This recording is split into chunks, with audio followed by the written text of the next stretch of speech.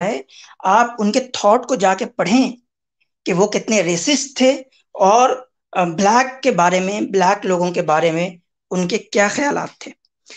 یہ میری چھوٹی سی پریزنٹیشن تھی. آئی تھنک کہ انشاءاللہ اس سے بات بہت زیادہ کلیئر ہو گئی ہوگی کہ یہ ایلیگیشن کہ مسلمانوں نے سلیوری ان وجہ سے ختم کیا، یہ غلط ہے. اس میں تھوڑا سا ایک اور چیز اس کے بعد میں تھوڑا سا ماڈرن سلیوری پہ بات کروں، لیکن اس سے پہلے میں کچھ چیزیں نقل کر دوں کہ مسلم کنٹری میں سب سے پہلے موروکو نے، آئی تھنک موروکو نے غلامی کو ختم کیا، اور انہوں نے فرانس سے پہلے ختم کیا.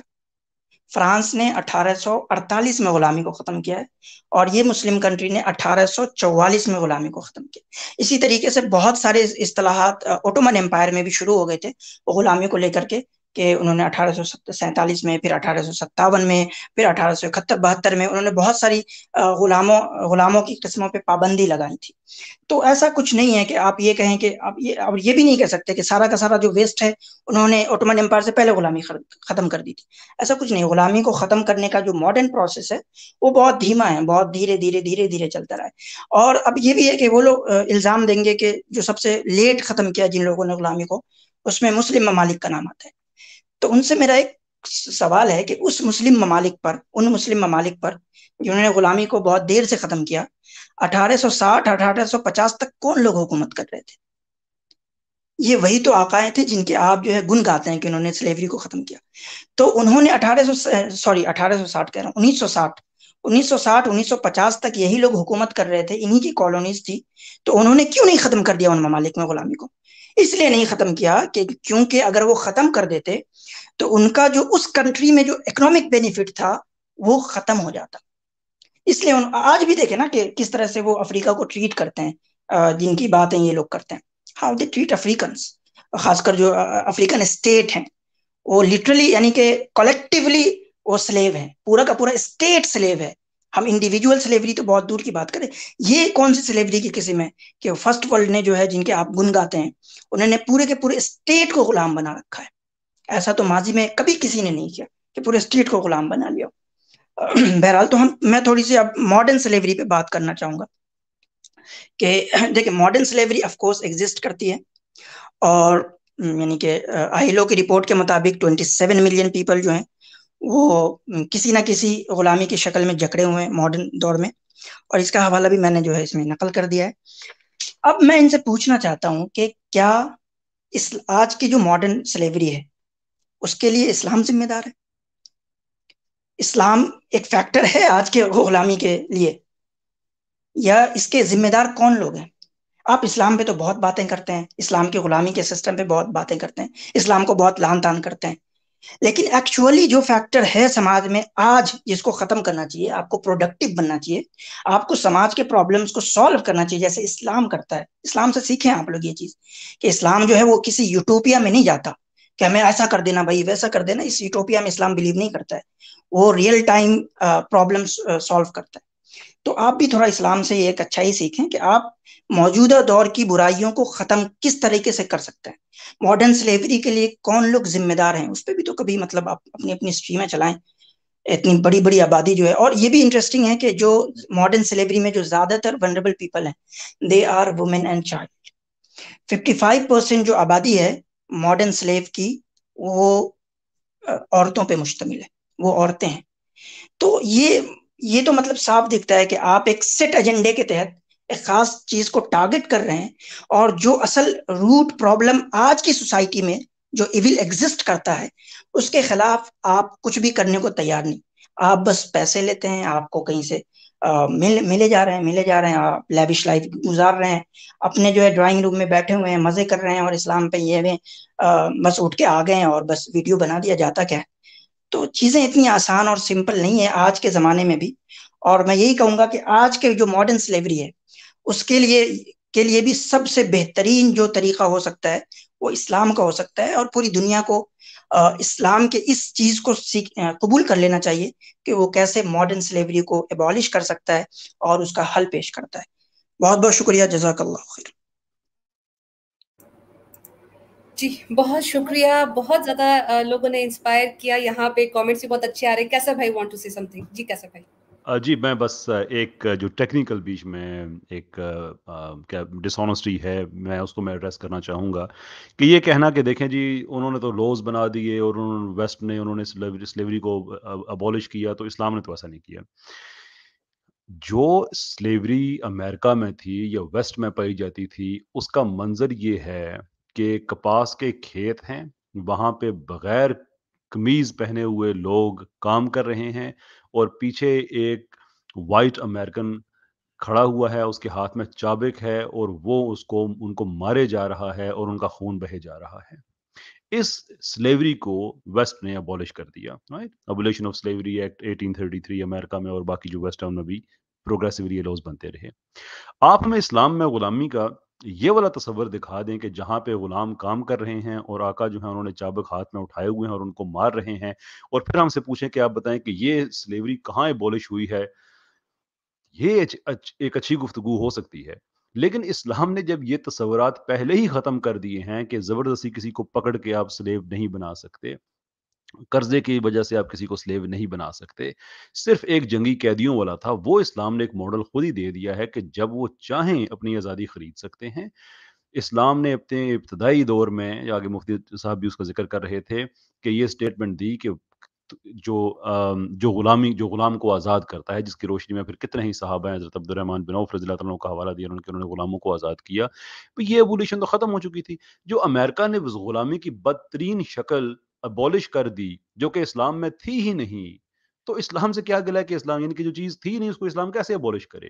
جو تھی وہ آپ کو جگہ جگہ قرآن کے ہم نے حوالے دیے ہیں کہ کس طرح سے اسلام نے اس کو سسٹمائز کیا، اس کو ابولش کیا، اس کو سسٹمائز کیا، لوگوں کی آزادی کی راہیں کھولی. تو ضرور آپ اختلاف کریں، but use this as well, it would help your case. قیصر صاحب نے بڑا زبردست پوائنٹ کیا ہے، ماشاءاللہ بہت بہترین پوائنٹ اٹھایا ہے. میں صرف یہ کہنا چاہوں گا سسٹر رینا، اگر آپ اعلان کر دیں کہ جو ہم پبلک کریں گے ہمارا لنک کو، تو انشاءاللہ ایسا نہیں کہ عام لوگ جوائن نہیں کر سکیں گے. ہماری پریزنٹیشن ختم ہو جائے گی تو آپ اس کے بارے میں اعلان کر دیں کہ لنک شیئر کیا جائے گا انشاءاللہ. اچھا ایک چیز یہاں میں کہنا چاہتا ہوں، جو کیسر بھائی نے سین پیش کیا ہے، وہ پورا ایک پروجیکٹ کیا ہے پردے پر آپ کے دماغوں کے، اور چونکہ ملحدین اور مرتدین جو ہیں وہ obviously موویز دیکھتے ہیں، ویسے تو مسلمان بھی دیکھتے ہیں.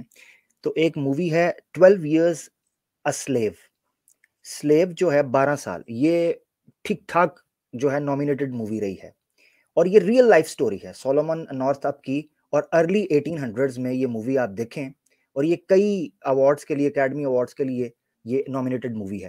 اس میں آپ دیکھیں پتہ چلتا ہے کہ وہ بندہ کیسے سلیوری سے نکلتا ہے، کیسے اس کے ساتھ برتاؤ کیا جاتا ہے، کیسے وہ اس سے نکل کر بھی پھنسا رہتا ہے، اس ماحول کو دکھایا گیا ہے. جی کیسر بھائی. میں آگے بڑھنے سے پہلے ایک چیز میں ایڈ کر دینا چاہوں گا کہ بہت سارے لوگ اشکال کرتے ہیں، بہت سارے ملحدین یہ کرتے ہیں کہ ارے اسلام ابالش کیوں نہیں کر دیتا. دیکھیں یہ پریکٹیکل چیز ہے کہ جو جنگی وار کیپٹیو ہے اس کو اکیلا ابالش نہیں کیا جا سکتا. اس کی میں مثال بھی دے دوں گا ہسٹری سے کہ فرینچ ریولوشن کے بعد فرانس کے اندر سلیوری کو ختم کیا گیا، ٹھیک ہے، لیکن برٹن جو ہے وہ پریکٹس کر رہا تھا. تو 10 سال 20 سال تو فرانس والوں نے کہا کہ ٹھیک ہے غلام نہیں بنائیں گے، لیکن جب دیکھا برٹن غلام بنایا جا رہا ہے تو نیپولین بوناپارٹ کے زمانے میں اس نے کہا نہیں بھائی ایک طرفہ نہیں ہو سکتا یہ بات، ہم پھر سے غلامی شروع کرتے ہیں. تو انہوں نے دوبارہ سے غلامی شروع کر دی. تو ان کا یہ اعتراض بھی ویلڈ نہیں کہ اسلام آگے سے اٹھ کے آتا اکیلے اور قلم وار کیا ختم کر دیتا. واہ بیوٹیفل، پریکٹیکل نہیں ہے، اس کی مثال آپ ہسٹری میں بھی مل جائے گی. بالکل غزوہ بدر پہلے جو ہے سورہ محمد میں یہ جو اعلان تو یہی تھا کہ ٹھیک ہے ان کو پھر احسان کر کے چھوڑ دو، یہ جیسے تو اس کے بعد اوبویسلی بات ہے کہ مفتی صاحب نے یہی کہی کہ یہ پھر ایسا ڈکلیریشن ہے کہ سب اس پہ عمل کریں تو یہ عمل میں آئے گا، ادروائز نہیں. اچھا وہ جو عامر بھائی بات کر رہے تھے مووی والا، مووی کا جواب تو مووی ہو سکتا ہے.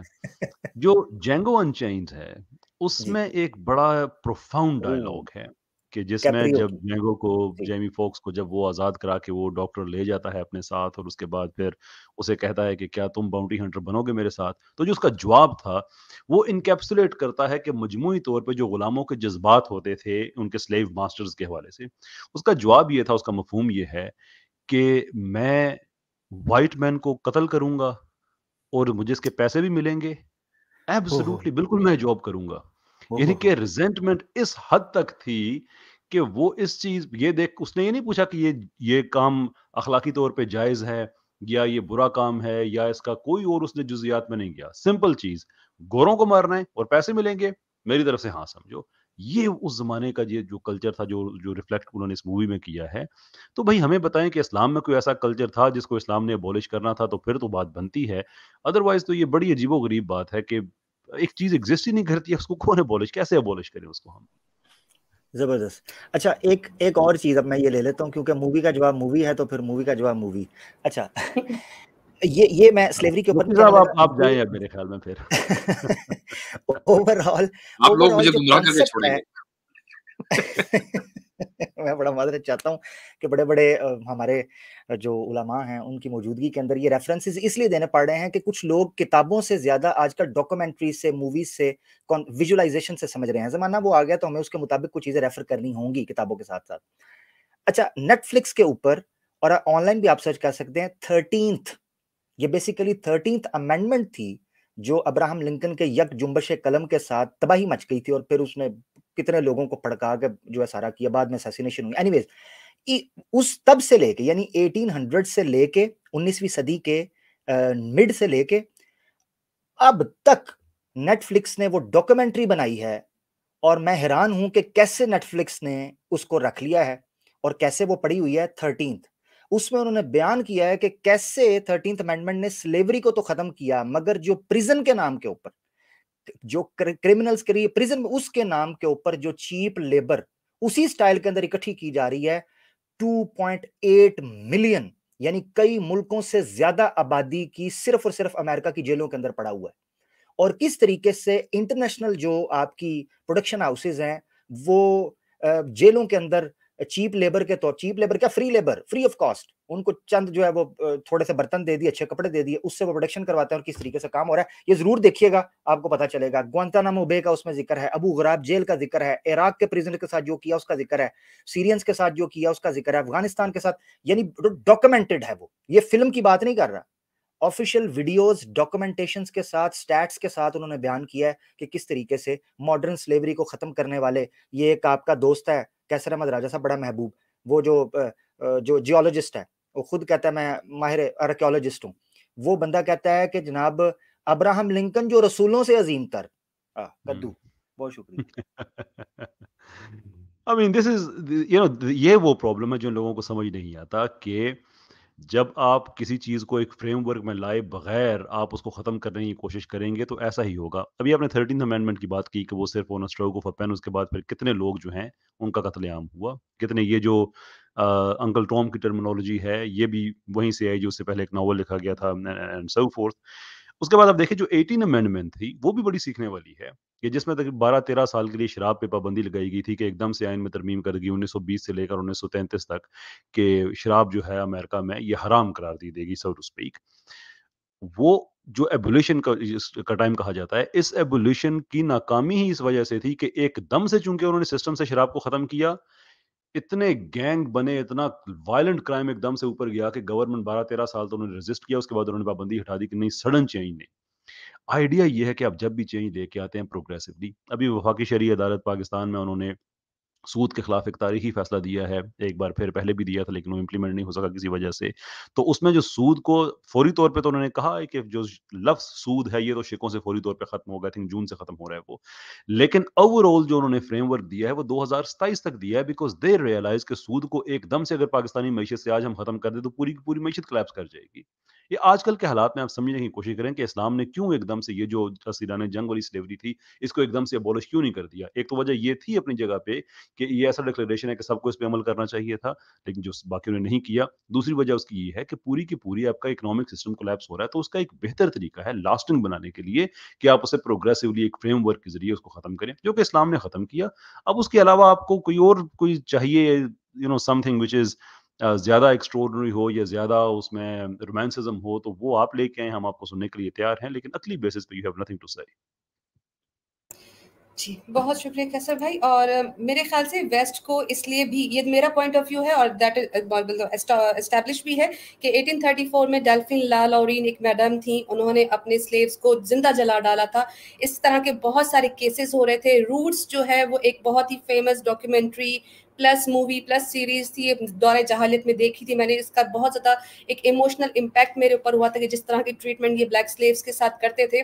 तो आफ्टर इतने सारे जब इनके ऊपर एलिगेशंस प्लस इनके प्रूफ भी हुए कि इनका जो रवैया है वो अपने स्लेव्स के साथ बहुत ही जारहाना, बहुत ही गलीज किस्म का करते थे ट्रीटमेंट, तो आफ्टर ऑल उनको मजबूरन ये एबॉलिश करना ही पड़ा, ये साइन अमेंडमेंट करना ही पड़ा। That was my take. इंशाल्लाह फर्दर ऑन मूव करते हैं आगे इस पर। हमारे नेक्स्ट स्पीकर हैं मुफ्ती शुमाइल नदवी साहब। इनके लिए एक बहुत बड़ा सवाल और बहुत ही चैलेंजिंग सवाल। पर्सनली मैं ये फील करती हूँ कि ये वो एतराज़ात हैं जो आम तौर पर मुल्हिदीन रिवायतों से, हदीसों से, वाक़यात से, तारीख़ से लाकर एक बहुत बड़ा अंबार जमा कर देते हैं।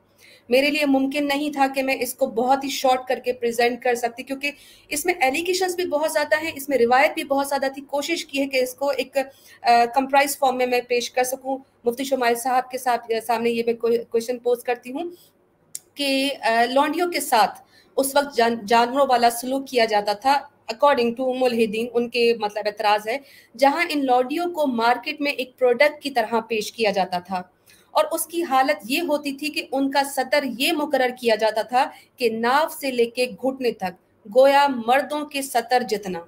इस पर मुख्तलिफ किस्म की रिवायात मौजूद हैं जो दलालत देती हैं, करती हैं कि ये एतराज़ उनके ऊपर है और इस्लाम में बांदी औरत का सतर क्या होता है और ऐसा होता था।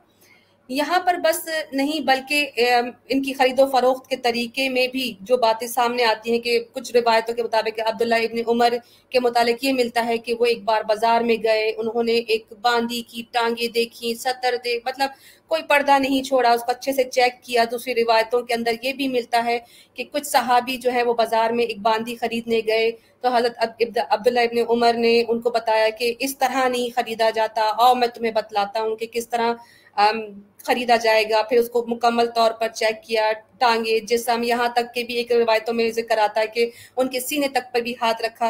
यानी मुतादिद रिवायतों में इस तरह की रिपोर्ट्स मिलती हैं और उन सब पर मुल्हिदीन एतराज़ करते हैं। अब आप इस पर इन सब बातों पर कि इस्लाम में लौंडी का सतर क्या है और ऐसी रिवायतों की इस्नादी हैसियत क्या होगी, सही है, ज़ईफ़ है, उनका सही होना किस एतबार से है, गलत है तो किस एतबार से है, क्या तालीमात मिलती हैं हमें औरत के सतर की सतर के मुताबिक। जी मुफ्ती साहब। अल्हम्दुलिल्लाह वस्सलातु वस्सलामु अला रसूलिल्लाह मा बाद, अस्सलामु अलैकुम व रहमतुल्लाहि व बरकातुहू। सबसे पहले पैनल पर तशरीफ़ फरमा तमाम स्पीकर्स, हमारे होस्ट और जो व्यूवर्स हैं, सबका मैं तहे दिल से शुक्रिया अदा करना चाहता हूँ। अब बग़ैर किसी ताख़ीर के आपके सवाल की तरफ चलते हैं। देखिए, अल्लाह ताला की जो ये शरीयत है, ये चूँकि अदल व इंसाफ़ पर मबनी है, अल्लाह ताला इंसानों के मुख्तलिफ़ तबक़ात की मुख्तलिफ़ सलाहियतों को देखते हुए उनके मुताबिक अहकामात नाजिल करता है, यानी उनकी सलाहियतों के मुताबिक। तो अल्लाह ताला ने जिस तरह बहुत से अहकामात में मुख्तलिफ़ तबक़ात में फ़र्क रखा है, इसी तरह अल्लाह ताला ने ग़ुलाम और बांदियों के बहुत से ऐसे अहकामात हैं जो कि आज़ाद लोगों से अलग हैं, मुख्तलिफ़ हैं। अब जहाँ तक बांदियों का ताल्लुक़ है, तो चूँकि वो उन्हें माशरे में सर्विस देनी होती थी, बहुत ज़्यादा कामकाज भी करना पड़ता था और बसा औक़ात तकलीफ़ों का सामना भी करना पड़ता था, ये नेचुरल चीज़ है। तो अल्लाह ताला ने उनकी रियायत करते हुए बांदियों पर, चूँकि अल्लाह रहमान है, रहीम है और मोहम्मद सल्लल्लाहु अलैहि वसल्लम रहमतुल लिल आलमीन है, इस बुनियाद पर अल्लाह ताला ने शफ़क़त और रहमत की बुनियाद पर उनके लिए ऐसे अहकामात नाजिल किए जो कि आम आज़ाद औरतें जो होती हैं उनके मुकाबले में वो अहकामात हल्के होते हैं, उन पर तख़फ़ीफ़ की जाती है, आसानी की जाती है। उन्हीं अहकामात में से एक हुक्म हिजाब का हुक्म भी है, यानी बांदियों को उस तरह का हिजाब करने का हुक्म अल्लाह ताला ने नहीं दिया जिस तरह का हुक्म अल्लाह ताला ने आज़ाद औरतों को दिया, ताकि बांदियों पर आसानी हो, तख़फ़ीफ़ हो। अब लेकिन मसला यहाँ पर ये खड़ा होता है, सवाल ये पैदा होता है कि आखिर वो सतर है क्या? यानी अगर हिजाब में फ़र्क है तो जिस तरह औरतों का सतर होता है आज़ाद औरतों का, ठीक उसी तरह बांदियों का भी सतर है, तो उसकी हद क्या है? कितने हिस्से को हम मानेंगे कि वो सतर है और कितने को नहीं? तो इसे हम इस पर डिस्कशन करने से पहले मैं एक स्क्रीन शेयर करना चाहूँगा। आप سے ریکویسٹ ہے کہ اسے شیئر کر دیں. جی جی جیسے ہی آتی ہے ہم اس کو لے لیتے ہیں. جی جی ٹھیک ہو گیا جی, لیں جی. جی چلیں. تو سب سے پہلے جو مسئلہ ہے وہ یہی ہے کہ ایک باندی کا جو سطر ہے وہ کیا ہے. تو دیکھیں اس میں فقہا کے درمیان 3 میجر اوپینینز ہیں. فقہا میں 3 میجر اوپینینز ہیں باندی کے سطر کے متعلق. سب سے پہلا اوپینین جو ہے وہ یہ ہے بین السرۃ الی الرکبہ, کہ ناف سے لے کر نیول سے لے کر نی تک یہ باندی کا سطر ہے. ابھی میں اس پر ڈسکس کروں گا. نمبر 2, دوسرا قول, دوسرا اوپینین جو ہے فقہا کا وہ یہ ہے عورتها مثل عورت الحرہ بالنسبۃ لمحارمها, کہ جس طرح یعنی باندیوں کا سطر اتنا ہے جتنا ایک آزاد عورت کا اپنے محرم کے سامنے ہوتا ہے. اب ایک آزاد عورت کا اپنے محرم کے سامنے سطر کیا ہوتا ہے؟ پورا جسم ہوتا ہے سوائے سر کے, گردن کے, ہاتھ کے اور جو پنڈلیاں ہیں اس کے, باقی پورا جسم سطر ہے. تو ایک قول فقہا کا یہ بھی ہے کہ ان عورتوں کی طرح باندیوں کا سطر ہے جو اپنے محارم کے سامنے وہ جتنا سطر رکھتی ہیں ڈھانک کر. تیسرا قول یہ ہے عورتها كعورت الحرہ, کہ باندی کا سطر بھی اتنا ہی ہے جتنا عام آزاد عورت کا ہے. یعنی باندی اور آزاد کے درمیان سطر میں, آزاد عورت کے درمیان سطر میں کوئی ڈفرنس نہیں ہے. اب یہاں پہ 3 مختلف اقوال ہیں. اسی سے آپ کو اندازہ ہو جانا چاہیے کہ یہ ایک ایسا مسئلہ ہے جو اجتہادی مسئلہ ہے جس میں فقہا نے اجتہاد کیا ہے. یعنی اس مسئلے میں کوئی نص صریح موجود نہیں ہے, قرآن کی کوئی صریح آیت موجود نہیں ہے. اسی طرح احادیث میں کوئی صحیح روایت ایسی مل جائے جس میں اللہ کے نبی صلی اللہ علیہ وسلم نے باندی کے سطر کو الگ قرار دیا ہو, یہ کتاب و سنت میں ملنا مشکل ہے. اور جو روایتیں ملتی ہیں اس پر ہم بات کریں گے انشاءاللہ. تو یہ ایک اجتہادی مسئلہ ہے. اب چلیے اجتہادی مسئلہ ہی صحیح, اب ہم اسی پر دیکھ لیتے ہیں. بہرحال ہمارے فقہ اسلامی کے یہ اقوال ہیں. تو آپ سب سے پہلے اس کو دیکھیں. نمبر 3, یہ جو قول ہے فقہا کا کہ باندی کا سطر اتنا ہی ہے جتنا آزاد عورت کا سطر ہوتا ہے, تو اس پہ تو کوئی اعتراض ہی نہیں بنتا, ملحدین اس پر اعتراض کر ہی نہیں سکتے. نمبر 2, دوسرا قول جو ہے فقہا کا کہ باندی کا سطر اتنا ہے جتنا ایک عورت کا محرم کے سامنے ہوتا ہے, اس پر بھی اعتراض نہیں ہو سکتا.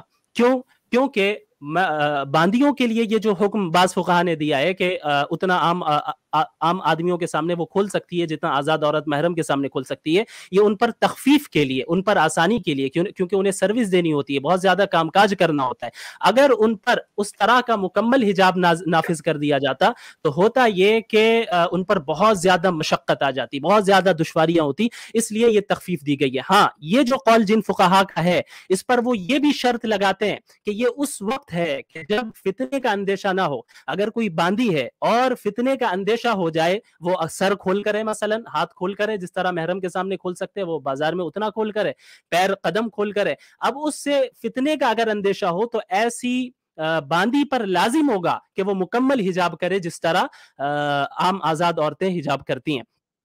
اچھا, اب یہ تینوں اقوال, یہ جو میں نے ابھی باتیں کہی ہیں, یہ آپ کو ان کتابوں میں یہ ساری چیزیں مل جائیں گی. الاختیار لتعلیل المختار, یہ ساری, یہ فقہ حنفی کی کتاب ہے. شرح المہذب فی الفقہ الشافعی, فقہ شافعی کی کتاب ہے. الشرح الکبیر لاقرب المسالک الی مذہب الامام مالک. یہ ساری معتبر کتابیں ہیں فقہ میں جس کی طرف علماء اور پورے تمام مسلمان رجوع کرتے ہیں. ظاہر ہے میں جانتا ہوں یہ کتاب کیا, یہ نام بھی ملحدین کے سروں کے اوپر سے جانے والے ہیں کیونکہ وہ تو گوگل سے سرچ کر کے احادیث نکالتے ہیں, یہ ان کا علمی معیار ہے.